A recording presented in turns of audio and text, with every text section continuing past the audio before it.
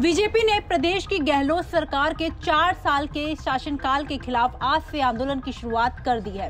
एक और आज प्रदेश कांग्रेस कमेटी के कार्यालय पर कांग्रेस के राष्ट्रीय अध्यक्ष के चुनाव के लिए वोटिंग हुई, तो वहीं दूसरी तरफ बीजेपी ने आज प्रदेश कांग्रेस अध्यक्ष गोविंद सिंह डोटासरा के विधानसभा क्षेत्र सीकर के लक्ष्मणगढ़ में विशाल किसान आक्रोश सम्मेलन का आयोजन किया। आपको बता दें कि लक्ष्मणगढ़ के पंडित जवाहरलाल नेहरू स्टेडियम में भाजपा का विशाल किसान आक्रोश सम्मेलन हुआ। किसान आक्रोश सम्मेलन में भाजपा की समर्थन मूल्य पर खरीद की मांग, किसान कर्ज माफी, सुचारू बिजली, फसल खराबे की गिरदावरी करवाकर भुगतान करने जैसे मुद्दे उठाए गए। इससे पहले बीजेपी प्रदेशाध्यक्ष सतीश पूनिया ने ट्वीट कर बीजेपी राजस्थान किसान जन आक्रोश सम्मेलन की पोस्ट सोशल मीडिया पर डाली, जिसमें पूनिया के साथ पूर्व सीएम वसुंधरा राजे और नेता प्रतिपक्ष गुलाब चंद कटारिया का फोटो भी नजर आया। पहली बार पूनिया ने राजे के साथ तस्वीर शेयर की है। बीजेपी में नेता इसके अपने अपने हिसाब से अलग अलग सियासी मायने निकाल रहे हैं। दूसरी ओर पीएम नरेंद्र मोदी और पार्टी के राष्ट्रीय अध्यक्ष जेपी नड्डा की तस्वीर है। इस बैनर पर 4 प्रमुख स्लोगन हैं। किसान विरोधी कांग्रेस सरकार को उखाड़ फेंकेंगे, संपूर्ण किसान कर्ज माफी की घोषणा करे राज्य सरकार बाजरे की सरकारी खरीद शुरू करे और इसके अलावा समय पर नुकसान की गिरदावरी करवाकर किसानों को उचित मुआवजा मिले। इस दौरान सतीश पूनिया ने मंच से गहलोत सरकार पर जमकर निशाना साधा। इसके अलावा मीडिया से भी बातचीत में वो गहलोत को घेरते हुए नजर आए। सुनिए कि उन्होंने क्या कुछ कहा। हिंदुस्तान का सर्वाधिक बाजरा होता है और उसकी न्यूनतम समर्थन मूल्य की खरीद की मांग है, जो राजस्थान की सरकार ने अभी तक व्यवस्था नहीं करी है। पड़ोसी राज्यों में खरीद भी हो गई और उसके भाव के अंतर की भुगतान भी वहाँ की राज्य सरकार करती है।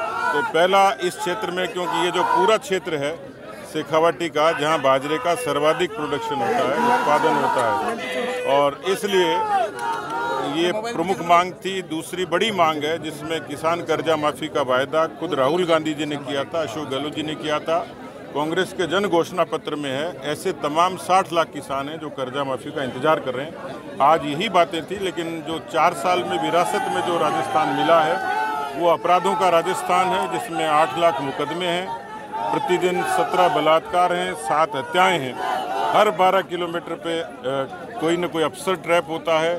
राजस्थान की कुल मिलाकर जो बेरोजगारी है वो 32% है। मुझे लगता है कि इस तरीके के विरासत के राजस्थान में कांग्रेस के अब विदाई का वक्त आ गया। कांग्रेस ने आज एक और बयान दिया है कि जिनकी रगड़ाई नहीं, उनको वेट करना चाहिए थोड़ा। किसानों की सिविल खराब हो गई। मुझे लगता है कि अशोक गहलोत जी ने राजस्थान की पूरी रगड़ाई कर दी, इससे ज्यादा की जरूरत नहीं है। भगवान करे और नहीं। किसानों की सिविल खराब हो गई सर। किसान कर्ज के कारण बैंकों में उनके खाते खराब हो गए। देखिए, मुझे लगता है कि कांग्रेस की स्थिति अब ऐसी होगी कि दिल के टुकड़े 1000 हुए, एक यहाँ गिरा एक वहाँ गिरा। 1948 की प्यार की जीत के फिल्म के मोहम्मद रफी के गाने की तरह कांग्रेस राजस्थान में अब टूट के कगार पर है। तो वहीं उपनेता प्रतिपक्ष और चूरू विधायक राजेंद्र राठौड़ ने कहा कि गहलोत सरकार का संवैधानिक वजूद जरूर है, लेकिन उनका वजूद जनता में खत्म हो गया है। इसके अलावा उन्होंने क्या कुछ कहा, आप खुद सुनिए। सरकार कमजोर सरकार, अंतर्विरोध से घिरी हुई सरकार, इस सरकार का वजूद संवैधानिक रूप से जरूर है, परंतु जनता में समाप्त हो गया, इकबाल समाप्त हो गया और आपाधापी के वातावरण में आज सारे काम ठप पड़े हैं, बंद पड़े हैं। कानून व्यवस्था इतनी जर्जर हो गई कि आज गैंगस्टर सरकार समानांतर पुलिस को चला रहे हैं। बाजरा खरीदा नहीं जा रहा, किसान के साथ अन्याय हो रहा है और इन सारी बातों का अन्याय का प्रतिकार अब सड़क पर लेंगे। सड़क पर लड़ाई का सिंहनाद हमने कांग्रेस के प्रदेश अध्यक्ष के निर्वाचन क्षेत्र से प्रारंभ किया है। हम इस आग को और प्रज्वलित करेंगे और गांव-गांव तक जाएंगे। सर, जन्मदिन के बहाने आपने शक्ति प्रदर्शन किया, क्या मुख्यमंत्री की दौड़ में है? ना, मैं कतई नहीं हूँ, ना ही मैंने शक्ति प्रदर्शन किया, मैं साधारण कार्यकर्ता हूँ। सम्मेलन में बीजेपी प्रदेशाध्यक्ष सतीश पूनिया के अलावा शेखावाटी के तीनों जिले सीकर, चूरू, झुंझुनू के सांसद और बीजेपी विधायक मौजूद रहे।